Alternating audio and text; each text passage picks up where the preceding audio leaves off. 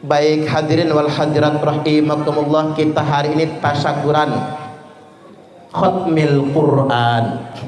Pertama saya hendak sampaikan dawuh Kanjeng Nabiullah Muhammad sallallahu alaihi wasallam ala alihi, man qara'al Qur'ana wa amila bima fihi, barang siapa yang membaca Al-Quran, maksudnya belajar Al-Quran, bahkan kalau bisa menghafal Al-Quran, wa amila bima fihi, dan mengamalkan isi Al-Quran, bisa walidahu tajan yaumal qiyamah, maka akan dipasangkan, bisa akan dipasangkan kepada kedua orang tuanya, bapak kalih mama dipasangkan mahkota di kepala kedua orang tuanya nanti pada hari kiamat. Halo,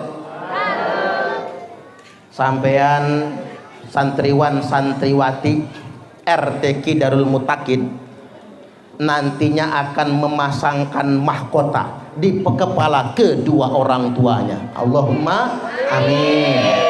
Bahkan nek sampean ngamal Quran walaupun ndak hafal Quran, yang penting terus belajar Al-Quran.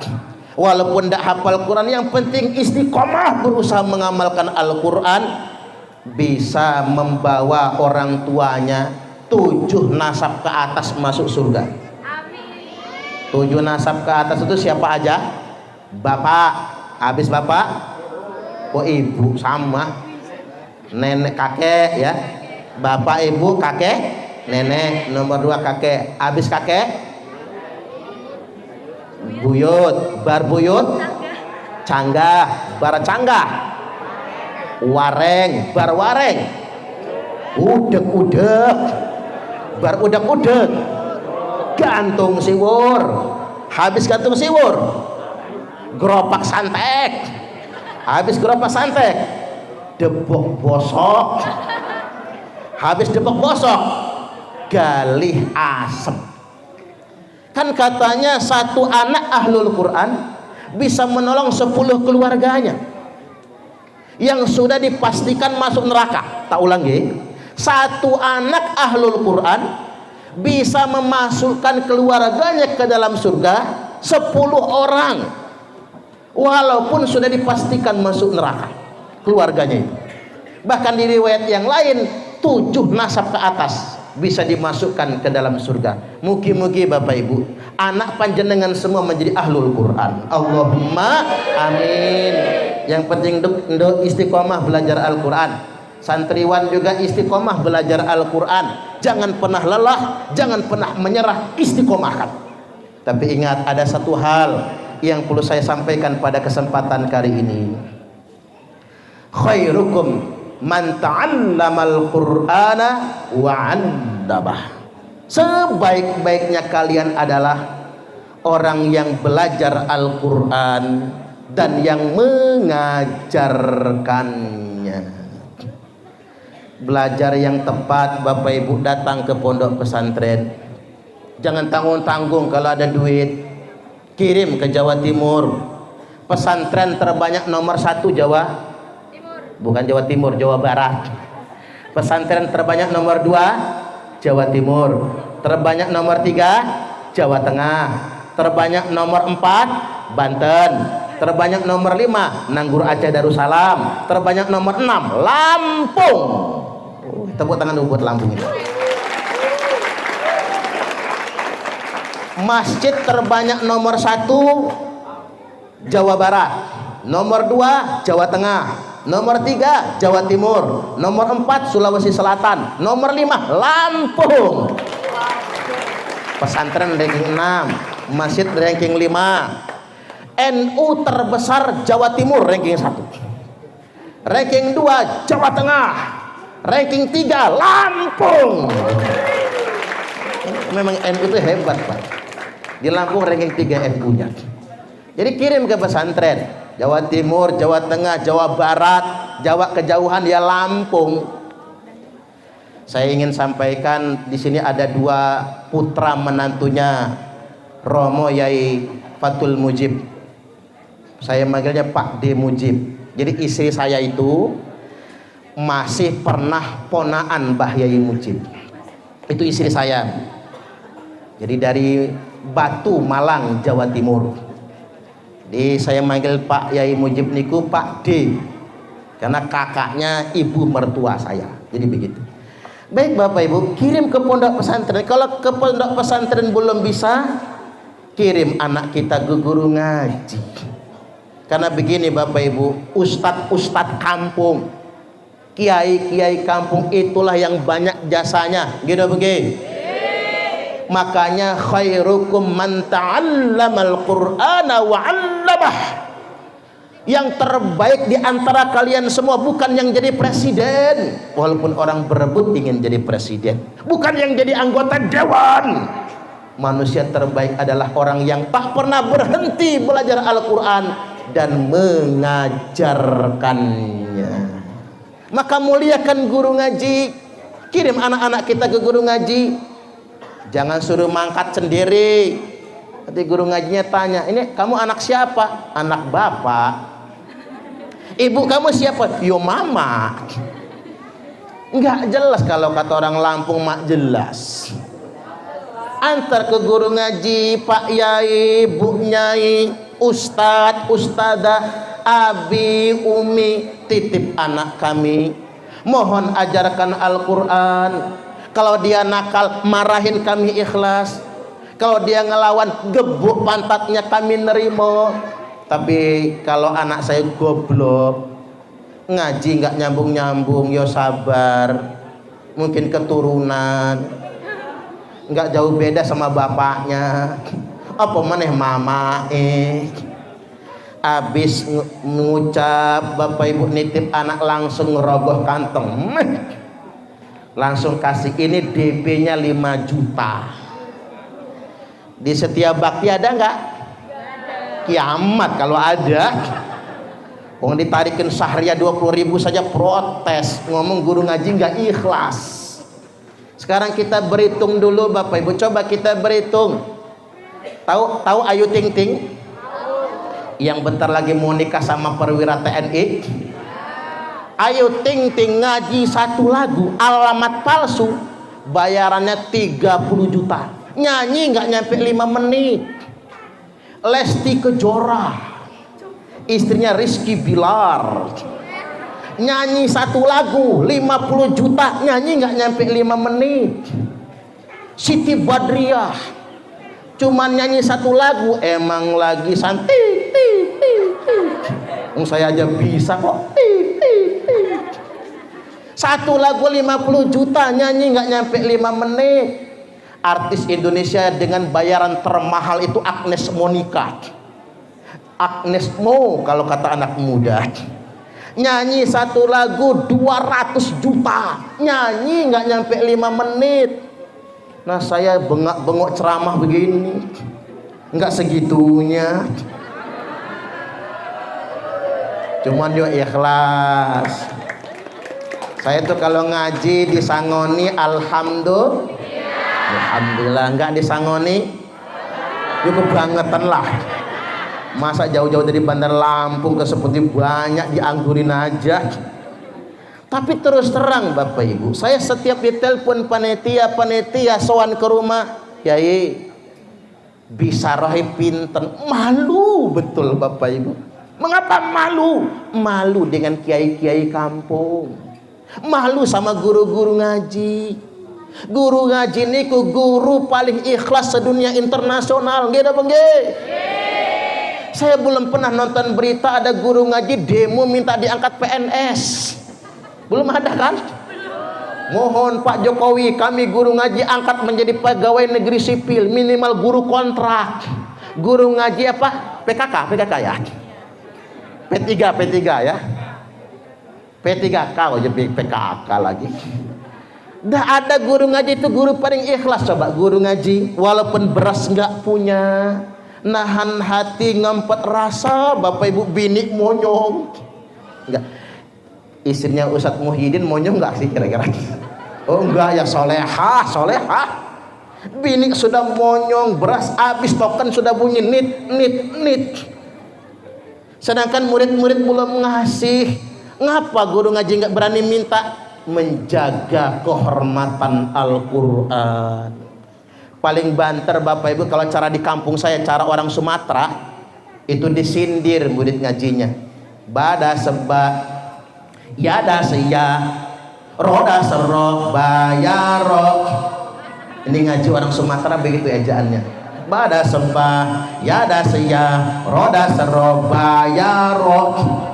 Jadi sakjam ngajinya, bada seba, yada seya, roda serok, bayarok.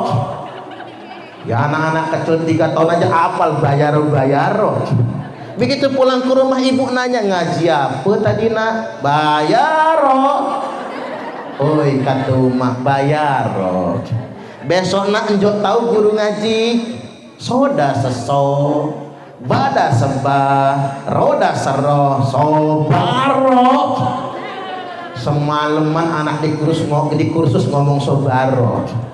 Begitu masuk RT, KTP, sobaro.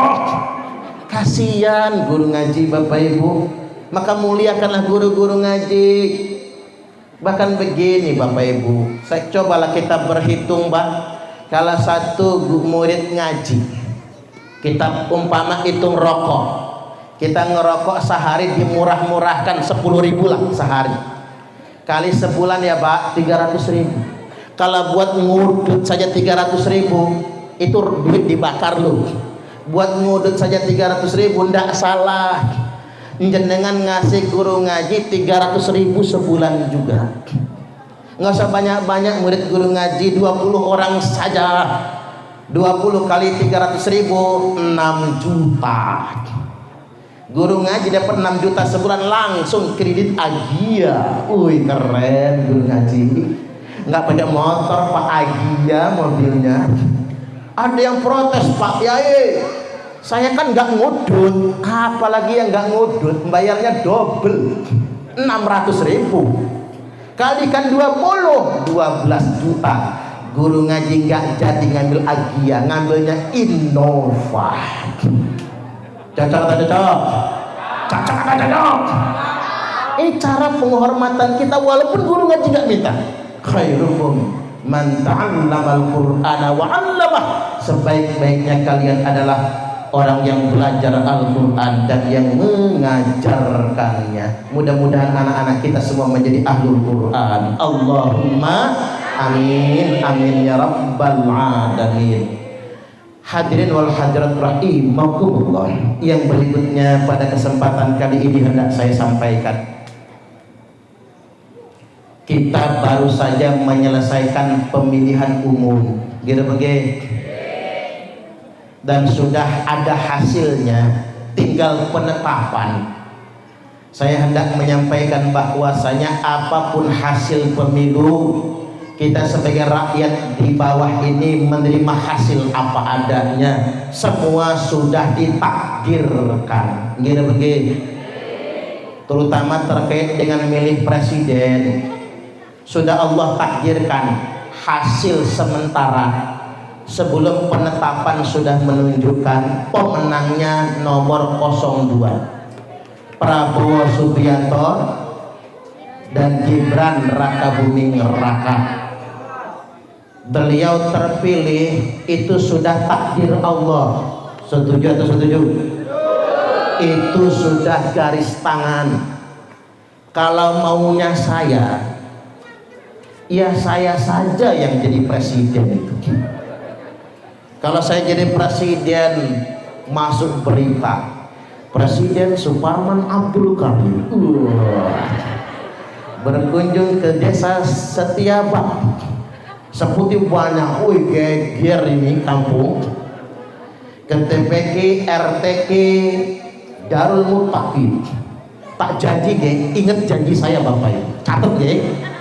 Kalau saya jadi presiden, warga Setiabakti saya ajak pengajian ke Istana Negara semua. Allahu Akbar. Nanti Pak Camat saya angkat jadi Menteri Dalam Negeri. Pak Kades saya jadikan Menteri Pertanian. Bang Amin saya jadikan Menteri Agama. Kok saya jadi stres begini? Ya iya dong Bapak Ibu. Ngapa kita ngotot? Kalau kita ngotot ngapain orang lain yang jadi, mending diri kita kan? Kita semua sudah punya rumusnya, ana urid wa anta turid. Saya punya keinginan, jenengan punya keinginan masing-masing. Saya nggak bisa maksa sampean, sampean nggak bisa maksa saya. Gitu mungkin. Urusan pilihan itu hati nurani kita masing-masing. Ana urid wa anta turid, wallahu yaf'alu ma yurid. Saya punya keinginan, jenengan punya keinginan, dan Allah mengerjakan apa yang Dia inginkan. Dikarenakan Allah fa'alun lima yurid, maha kuasa mengerjakan apa yang Dia inginkan. Tidak ada yang bisa maksa Allah. Jangan maksa Bapak Ibu. Ada yang maksa, ya Allah menangkanlah calon presiden kami, kalau tidak engkau menangkan siapa lagi yang akan menyembahmu. Enak aja cangkemnya ngomong.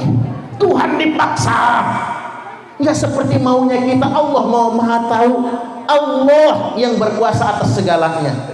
Apa maksudnya saya sampaikan ini Bapak Ibu? Begini, halo, ada wacana pemilu ini ingin dibatalkan, pemenangnya ingin didiskualifikasi. Itu nggak benar Bapak Ibu.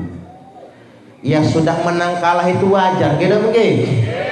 Maka saya ditanya, Pak Yai Parman, bagaimana menurut pendapat panjenengan kalau pemilunya diulang, umpama, atau ada paslon yang didiskualifikasi misalnya?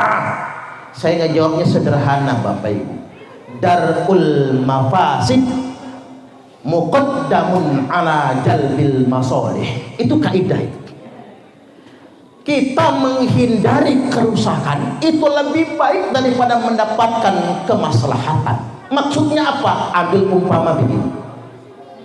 Ngapain panjenengan Pak ngerumat janda? Taulang, mengapa kita ngerumat janda tapi menjandakan istri sendiri? Di Setia Bakti ada nggak yang kayak gitu? Nyantun janda, ngerumat janda, ngayom janda, tapi akhirnya menjandakan istri sendiri. Itu salah. Kalau pakai kaidah darul mafasid itu nggak benar Bapak Ibu. Daripada mendapatkan apa yang diinginkan, lebih baik menghindari kerusakan. Maksudnya apa? Andaikan pemilu diulang, alangkah banyak kerugiannya. Mending duitnya kasih ke saya aja, gitu begitu. Balikan ke pondok pesantren. Seandainya paslonnya didiskualifikasi Bapak Ibu, kan pendukungnya pasti marah-marah. Yang dikhawatirkan chaos, ribut, perang saudara. Itu yang disebut dengan darul mafasid. Mending kita menghindari kerusakan, karena itu lebih utama daripada mencapai kemaslahatan. Paham apa paham? Paham atau paham? Nah, cuman begini, selamat kepada insya Allah Presiden terpilih Bapak Prabowo Subianto dan Mas Gibran Raka Buming Raka. Kita doakan semoga menjadi Presiden dan Wakil Presiden yang amanah. Allahumma amin. Cuman sumbang saran, warga Seputih banyak di sini menang kan? Pak Prabowo menang. Warga Seputih banyak, termasuk desa Setia Bakti ini, milih Pak Prabowo dan Mas Gibran itu bukan karena iming-iming makan siang gratis, enggak begitu. Tapi mengapa jenengan milih Pak Prabowo dan Mas Gibran? Karena kita nganggapnya sekarang masanya Pak Prabowo, gitu begitu. Saya tanya-tanya masyarakat itu, ngapa Pak milih Pak Prabowo? Sekarang gilirannya Pak Prabowo. Tak tanya emak-emak, ngapa Bu milih Pak Prabowo? Mesak nih, udah 4 kali nyalon itu aja mukanya. Masa kalah lagi, kan kasihan. Iya juga ya. Makanya karena jenengan sayang kali Pak Prabowo, kasihan kali Pak Prabowo, nyoblos Pak Prabowo, bukan karena janji makan siang gratis. Apa maksud saya menyampaikan ini? Saya sumbang saran kali beliau, kali Pak Presiden dan Wakil Presiden, Saran saya, program makan siang gratis tidak usah direalisasikan, mending ganti saja sekolah gratis tanpa SPP, tanpa uang komite. Tepuk tangan dulu. Mohon dengar Pak Prabowo dan Mas Gibran, ini suara rakyat. Kita milih Anda semua bukan karena janji makan siang gratis, bukan karena itu, karena kami beranggapan sekarang giliran sampean yang jadi presiden. Itu anggapan kami. Karena mengapa saya mengkritik program makan siang gratis? Program makan siang gratis itu Pak, anggarannya 500 triliun. Bu, 500 triliunnya Bu, nolnya berapa? Embuh ora weruh. Sampean ketik nang kalkulator, error kalkulator. Enggak muat Bapak Ibu. 1 triliun saja nolnya 12. Tambah 500, 02, 14 nolnya. 500 triliun itu Bapak Ibu kalau dibelikan sebelah, tenggelam Lampung ini kali sebelah lautan sebelah. Suaking banyaknya 500 triliun itu. Nah ini ada problem. Problem pertama anggaran Bapak Ibu. Dari mana duitnya? Ujung-ujungnya apa? Nyabut subsidi BBM, rakyat lagi yang sengsara akhirnya.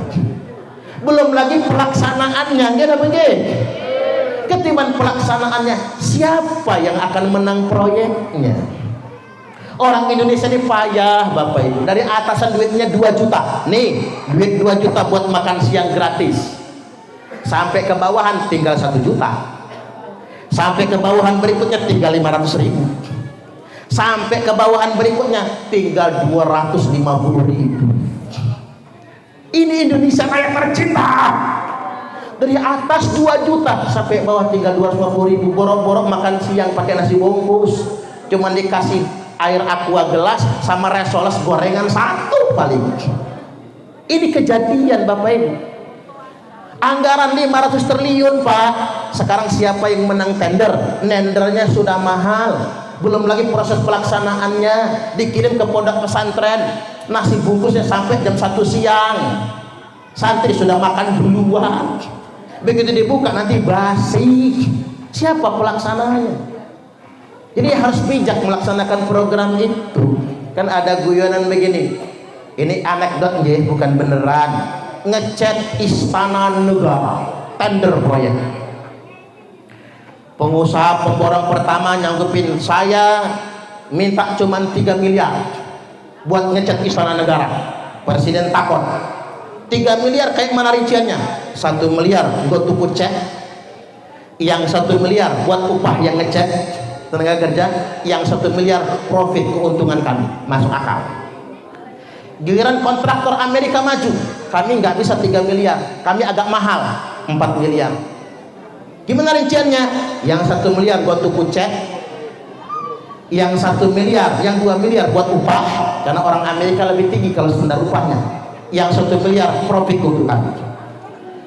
Datang kontraktor Indonesia, kata kontraktor Indonesia, saya 10 miliar. Yang menang bukan kontraktor Cina Pak. Yang menang bukan kontraktor Amerika, yang menang kontraktor Indonesia. Lo kok iso nawar 10 miliar mahal kok menang? Karena rinciannya begini, dari 10 miliar 4 miliar buat Pak Presiden, 3 miliar buat untung kami, yang 3 miliar untuk orang Cina yang mengerjakan. Itulah Indonesia Raya tercinta Bapak Ibu. 500 triliun buat makan siang gratis, tak ada jaminan sampai ke rakyat di bawah. Gitu mungkin. Maka saya sumbang saran saja, program makan siang gratis ini ganti menjadi 1, sekolah gratis, kesehatan gratis, anak kita jadi sarjana semua. Allahumma amin. Tepuk tangan lagi. Ya iya tuh, harus sedemikian rupa. Biar Pak Jokowi punya program mobil SMK, tapi karena nggak efektif Bapak Ibu, nggak dilanjutkan. Kemudian Anies Baswedan punya program rumah DP 0%, tapi karena nggak efektif, nggak efisien, nggak dilanjutkan, nggak apa-apa. Termasuk janji makan siang gratis. Kami sebagai rakyat di bawah ini memberikan masukan, karena sekolah sangat mahal sekarang ini. SPP dihapuskan, ada uang komite, ada aja ngakalin biaya itu ya. Uang komite nggak ada, infak namanya, tapi wajib. Banyak kejadian di Lampung ini Bapak Ibu, anak SMA nggak bisa ngambil ijazah gara-gara masih ada tunggakan, gitu begitu. Ini fakta. Ini negara apa sih kira-kira? Jadi sumbangsaran sedemikian rupa, mudah-mudahanlah pemerintah di atas mendengarkan aspirasi masyarakat semua. Allahumma amin, amin rabbal alamin. Tapi ingat Bapak Ibu, jangan ribut, ini perbedaan pendapat. Yang jelas memang kita Indonesia ini korupsinya masih merajalela.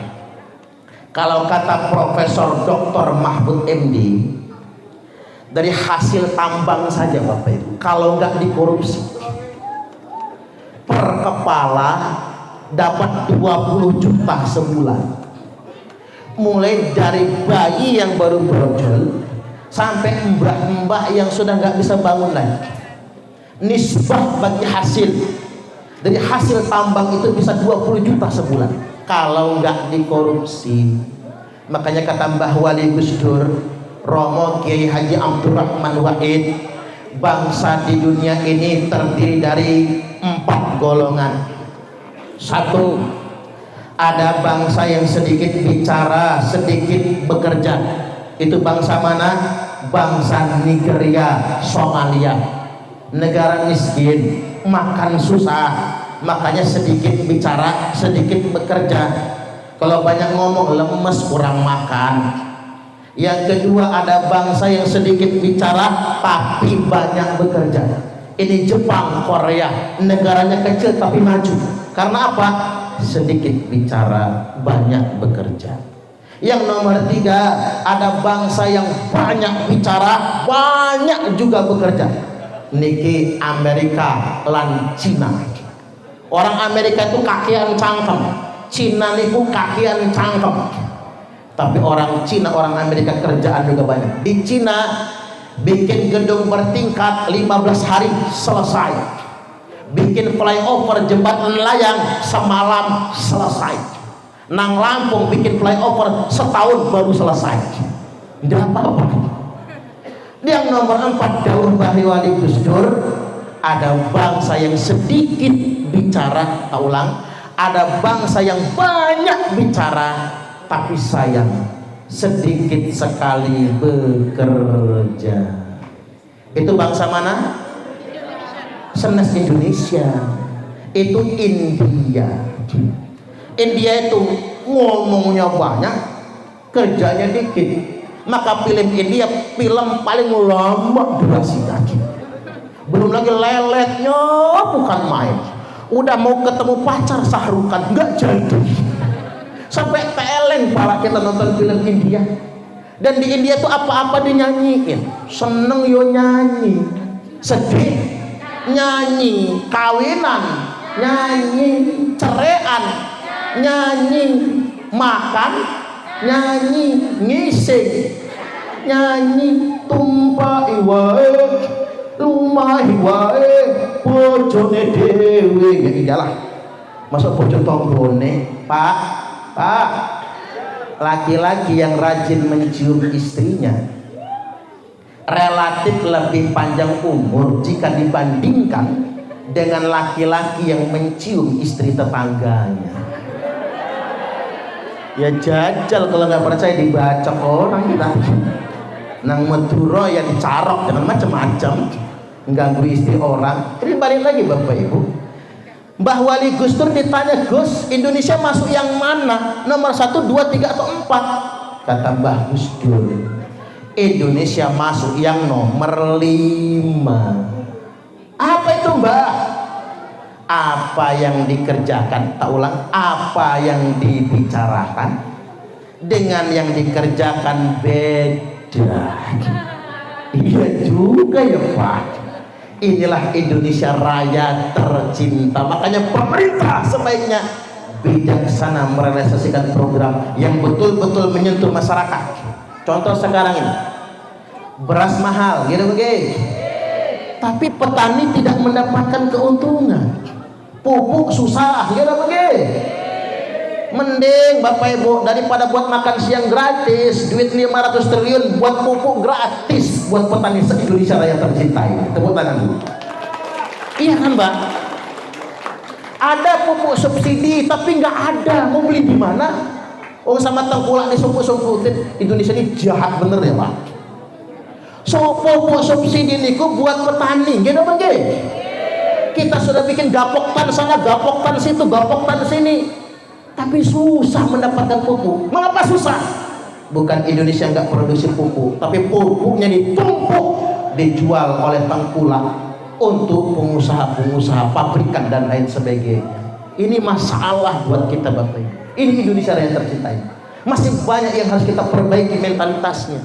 Yang jenengan juga yang salah sih, mata duitan, malah pasang spanduk banner. Orang terima 50 ribuan, nek 200 saya tak coblos karena opo-opo domunda. Sampean Bapak Ibu, ini kan anomali, sesuatu yang menurut saya nggak masuk akal.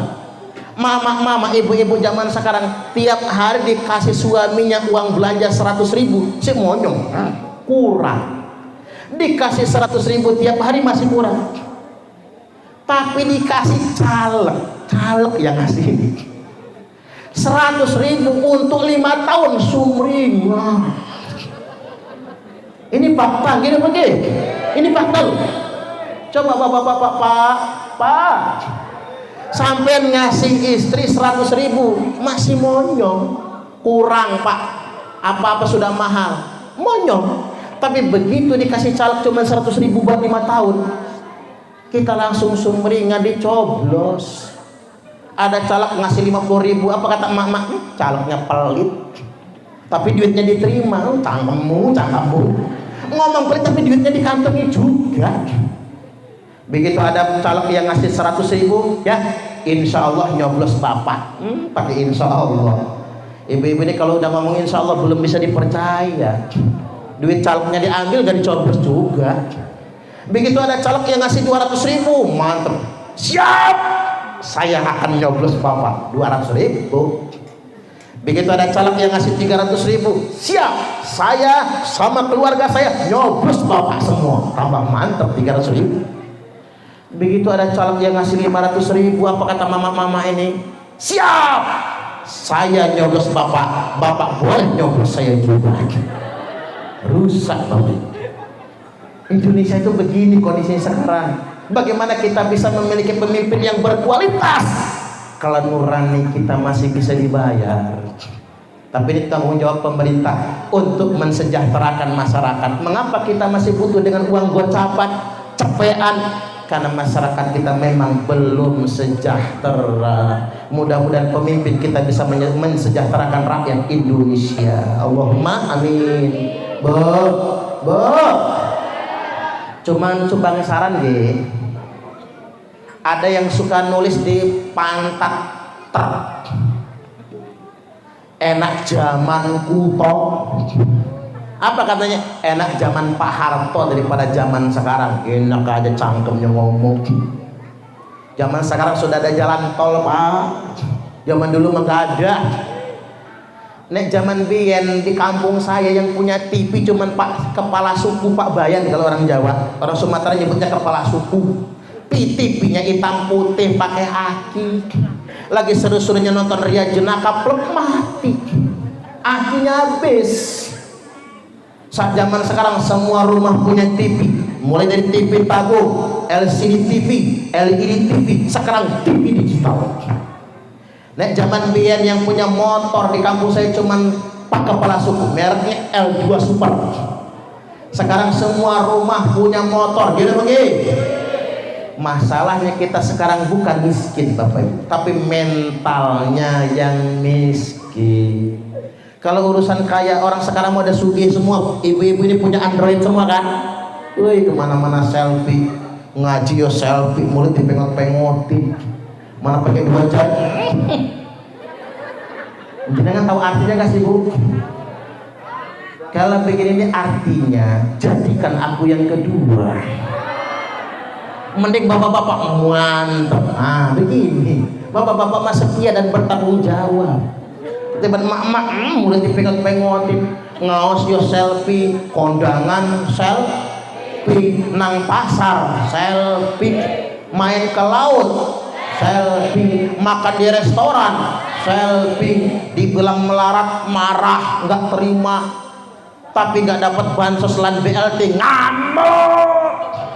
Di sana banyak, kalau di sini pusatnya.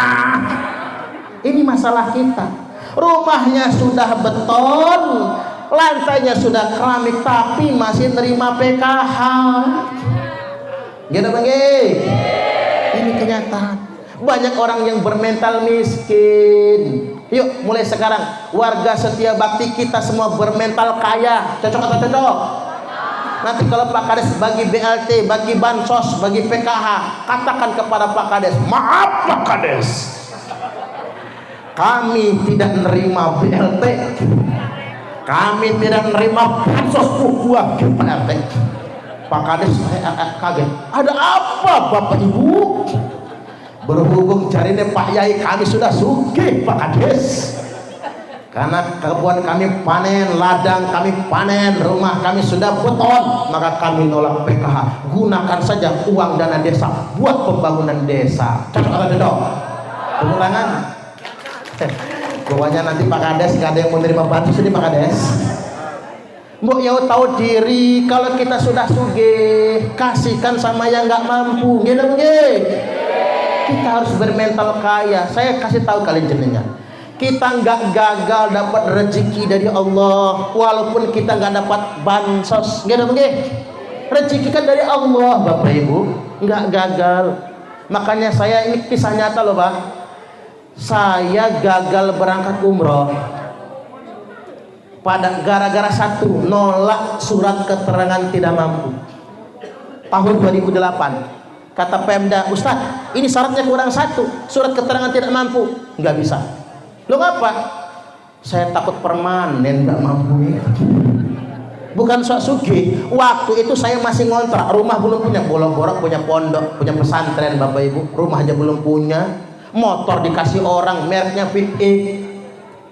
Jadi motor nggak bisa kebeli sendiri, dikasih orang. Orang ngasih DP, Ustadz ini DP motor 1 juta. Kasihan ngajar-ngaji numpak sepeda.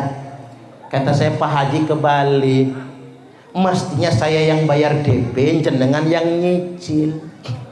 Karena saya takut nggak kecicil. Oh gitu ya.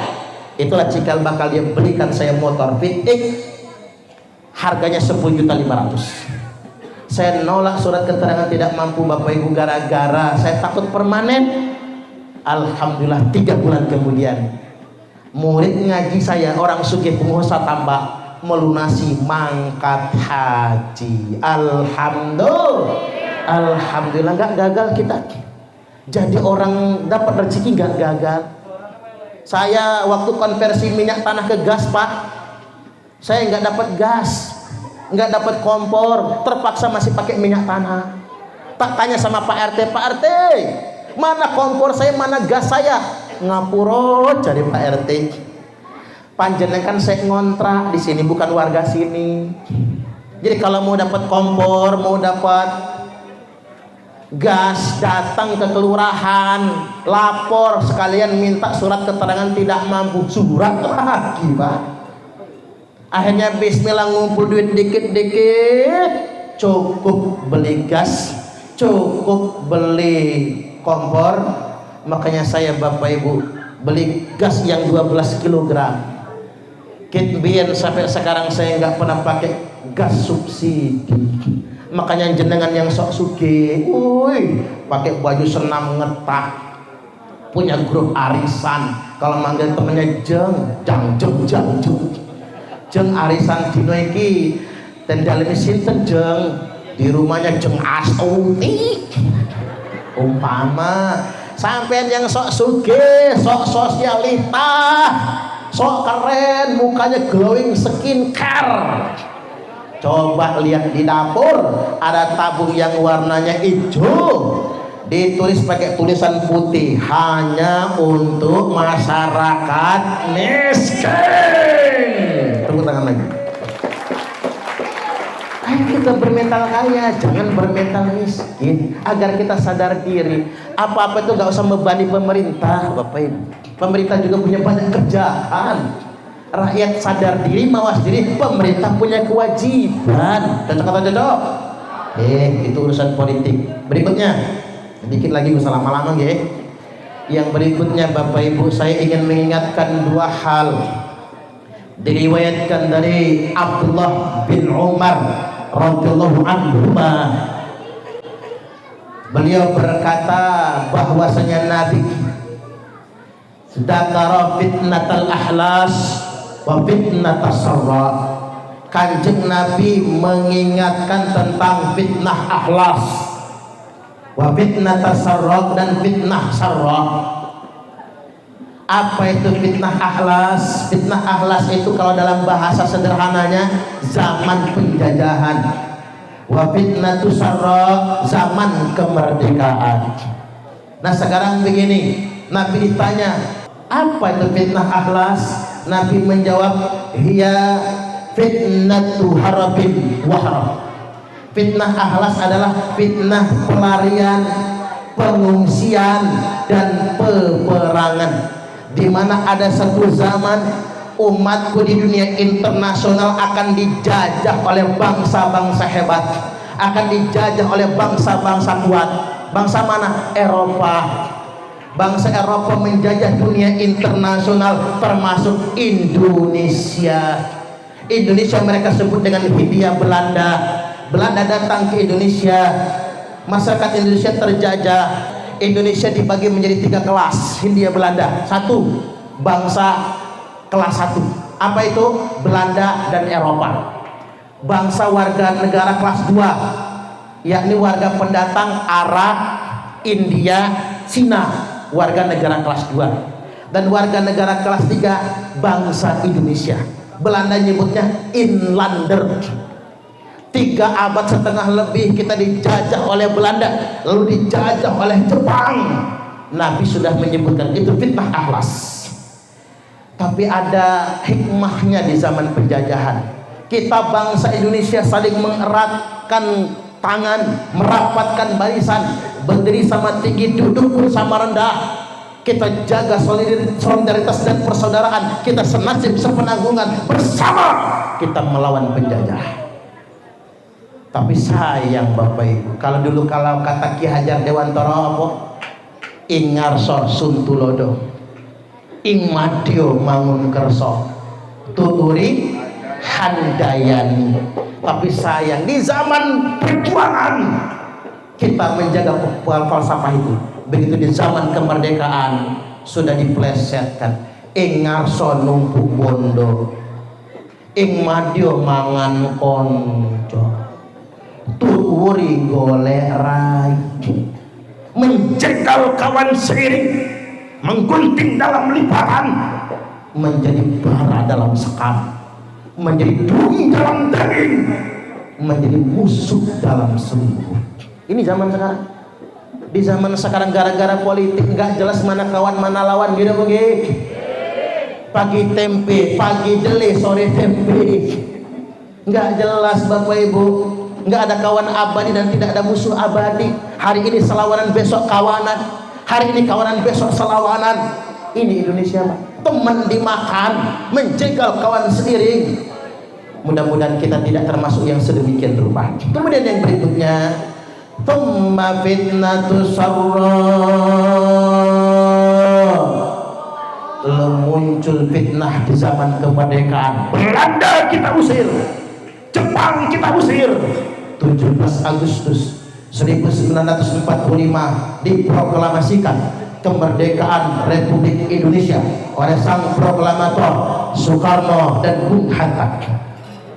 Di zaman kemerdekaan tetap ada fitnah. Apa ujian di zaman kemerdekaan? Dakhaluha min tahti qadama rajulin min ahli baiti. Fitnah di zaman kemerdekaan ini akan keluar dari laki-laki. Tak ulang, akan keluar dari bawah telapak kaki laki-laki yang ngaku-ngaku ahlul bait. Nah, ini zaman sekarang. Coba Bapak Ibu, jangan tertutup hati kita, buka pikiran kita. Ini dawuh Kanjeng Nabi loh Pak, bukan kata saya. Di zaman kemerdekaan ini ujian terbesar kita adalah fitnah muncul dari bawah dua telapak kaki laki-laki yang ngaku-ngaku ahlul baitku. Dia ngaku anak cucu Nabi tapi provokasi. Ngaku anak cucu Nabi tetapi merasa menjadi warga agama kelas 1. Mbien Kanjeng Nabi dakwah menghapuskan sistem kasta. Bilal bin Rabah masuk Islam gara-gara apa? Dia budak sahaya lalu dimerdekakan, kasta dihapuskan. Wali Songo dakwah ke Indonesia, Nusantara belum Islam. Mengapa bangsa Nusantara menerima dakwah Wali Songo? Karena Wali Songo menghapuskan sistem kasta. Tiba-tiba Wali Songo menghapuskan sistem kasta, Kanjeng Nabi menghapuskan sistem kasta. Dilalah ada sekelompok orang yang ngaku-ngaku anak cucu Nabi, dalam darah aneh nih mengalir darah Nabi, tapi merasa menjadi warga agama kelas 1, kasta tertinggi. Muslim pribumi suruh nyium-nyium kakinya Bapak Ibu, dipamerkan kemana-mana, lalu mengatakan Muhammad itu kakek aneh apa kakek ente. Nauzubillah. Umat diancam-ancam, umat ditakut-takuti. Itu apa ya Pak? Ini salah kita juga loh Bapak Ibu. Saya menyarankan semua kiai se-Indonesia Raya tercinta wajib untuk mengingatkan ini semua. Cocok atau cocok? Cocok atau cocok? Kalau kiai diam saja, kiai dosa semua. Tak ulangi ya. Kalau kiai membiarkan fenomena ini, kiai dosa semua. Sejak kapan Islam menjadi agama kasta? Kok tiba-tiba berubah? Ini tahun 2024 loh Pak. Ini tahun 2024. Sudah modern, bukan lagi zaman Belanda. Nek zaman Londo, Indonesia ini Inlander. Kita ini sudah merdeka Bapak Ibu. Saya ngomong begini ini pegel sih Pak. Karena mengapa? Saya ceramah begini dikatakan apa? Parman benci ahlul bait loh. Mengapa saya mengatakan ini Bapak Ibu?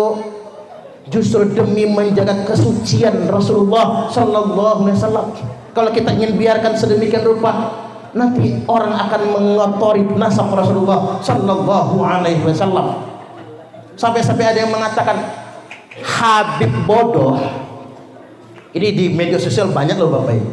Habib bodoh, jahlun, gak punya ilmu, itu lebih mulia daripada 70 kiai. Ini ajaran dari mana? Ini ajaran setan ini Pak. Ini ajaran setan. Ini nggak boleh dilestarikan. Kita harus bersuara. Kiai-kiai pesantren harus bicara. Karena mengapa Bapak Ibu? Kalau orang baik diam, maka kebatilan akan merajalela. Dawuh Mbah Mus, Gus Mus, Yai Mus Papa Bisri, kalau yang waras ngalah, sing edan akan merajalela. Hati-hati loh Bapak Ibu. Nah saya lanjutkan hadis ini. Yaz'umu annahu minni wa laysa minni. Dia ngaku-ngaku anak cucuku, kata Nabi, walaysa minni, padahal dia bukan anak cucuku. Enggak pantas ngaku anak cucuku. Wa innama awliyaiyal muttaqun. Karena sesungguhnya yang pantas menjadi wali-waliku, yang pantas menjadi keluargaku, kata Nabi, adalah orang-orang yang bertakwa. Ini penting Bapak Ibu untuk saya garis bawahi. Hadis ini kan min ahlil bait, dia menggunakan mim litabyinil jins, berarti menunjukkan begini Bapak Ibu, walaupun benar anak keturunan Nabi, kalau akhlaknya bertentangan sama akhlak Nabi, Nabi nggak ngaku anak keturunan, nggak diaku ahlul bait, apatah lagi cuman ngaku-ngaku alias cucu palsu. Dan Kiai Haji Imaduddin Utsman Al-Bantani telah mengkonfirmasi berdasarkan kitab nasab 200 lebih yang beliau kaji Bapak Ibu, kitab-kitab yang beliau kaji, ternyata Bani Ba'ali di Indonesia bukan keturunan Nabi. Dan berdasarkan tes DNA semua Bani Baal yang sudah tes DNA, DNA-nya bukan DNA Nabi, tapi haplogrupnya G, Yahudi Askenazi. Oke, kita tinggalkan pembahasan itu tugas para kiai, tugas para ulama membahasnya. Cuman begini, di bagian akhir saya ingin sampaikan malam ini, ukuran orang mulia bukan nasab, gitu begitu. Orang mulia itu karena ketakwaannya. Karena takwa itu rahasia Allah, Bapak Ibu. Saya akan closing dengan hadis Nabi yang paling simpel saja. Akmalul mu'minina imanan ahsanuhum khuluqa.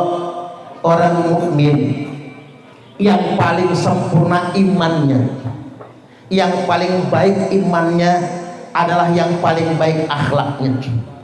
Maksudnya begini Bapak Ibu, orang mulia itu gak diukur dari imamah, bukan karena imamahnya, bukan karena pecinya, bukan karena udeng-udengnya, bukan karena janggutnya yang tekan udel, bukan karena kerudungnya yang nyengser di tanah, Bu.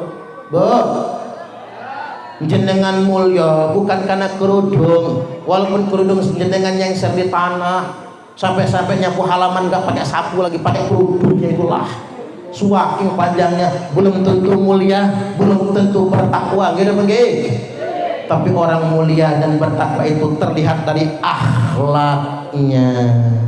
Wa khiyarukum linisaihim khuluqa. Dan laki-laki terpilih di antara kalian semua adalah yang paling baik memperlakukan istrinya dewe. Maksudnya apa Pak? Kalau jenengan pengen melihat orang baik Bapak Ibu, lihatlah cara dia memperlakukan orang terdekatnya. Kalau saya ramah kalian jenengan wajar, karena saya penceramah. Penceramah nggak ramah nggak diundang lagi, gitu begitu. Pak Kades ramah wajar, karena kadesnya nggak ramah nggak dipilih lagi. Pedagang ramah wajar, karena dagangan pengen laris. Pedagangnya juta nggak laku. Tapi kalau saya bapak-bapak semua ramah kalih bojone, ramah sama istrinya, itu luar biasa. Bapak-bapak ini baik nggak sama istri? Hebat ini, pintar menutupi aib suami. Bapak-bapak sekali-kali Pak Mae, jangan Mae mamah ya, mama meriki mama. Enten opo Bapak? Mama sedang membersihkan teletong. Cepat mama, papa menunggu di dalam.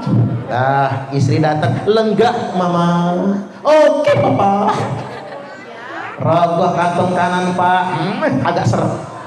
Ambil duit 15 juta. Banding, cereker. Ini uang apa papa? Ini uang belanja mama. Butuh ke beras, bayar token listrik, ongkos anak sekolah, bayar arisan, cicilan kulkas, cicilan motor, cicilan seragam pengajian. Cukup mama, cukup papa, malah turah. Yonek turah, simpen kali mama. Alhamdulillah seneng Pak, istri ngekep duit 15 juta. Begitu istri balik bapak balik badan, nanti dulu mama, masih ada yang kurang. Rogoh lagi yang kiri Pak, banting lagi 15 juta. Ini uang apa lagi papa? Ini bonus untuk mama. Mangkat nang pasar, jangan pulang kalau nggak habis mama. 15 juta uang belanja, 15 juta bonusnya, 30 juta. Mau nggak Bu? Ngimpi sangat jedut langit lah Bu. Artinya maksudnya begini loh Pak, nek jenengan nggak bisa ngasih 30 juta, yang penting ibu-ibu ini nerimo. Tapi ibu-ibu ini paling sebel sama suami yang pelit, ngasihnya cuman dikit, itu pun diungkit-ungkit. Itu pun tangan lagi. Ada nggak zaman sekarang? Yang mana orangnya? Kalau ada di sini, yang penting jangan pelit Pak. Kalau ada, nggak perlu ditanya sudah habis atau tidak. Ibu-ibu ini paling pinter nyimpen duit, gitu bang. Sederhana saya ingin tegaskan, orang yang mulia di sisi Allah, inna akramakum indallahi atqakum, adalah orang yang paling bertakwa. Tapi untuk ukuran sesama manusia, orang yang mulia adalah yang paling baik akhlaknya, adab sopan santunnya, attitude etikanya. Dan kalau ingin melihat orang yang baik, jangan melihat dia di tengah orang kebanyakan, tapi lihatlah cara dia memperlakukan orang terdekatnya. Baik, demikian dari saya. Kurang lebihnya mohon maaf dan kepada Allah Ta'ala mohon ampun. Tak selipin pantun rian je. Pakai cakep ya. Nanti hidup terasa menyakitkan tanpa kehadiran seorang kekasih. Cukup sekian dan terima kasih. Aura kasih mandi di kali. Terima kasih yang banyak sekali. Kalau ada sumur di ladang, bolehlah kita menumpang mandi. Kalau ceramah saya masih kurang, silahkan mengundang lagi. Baik, demikian dari saya Bapak Ibu, kurang lebihnya mohon maaf dan kepada Allah Ta'ala mohon ampun. Wallahul muwaffiq ila aqwamit thoriq. Wassalamualaikum warahmatullahi wabarakatuh.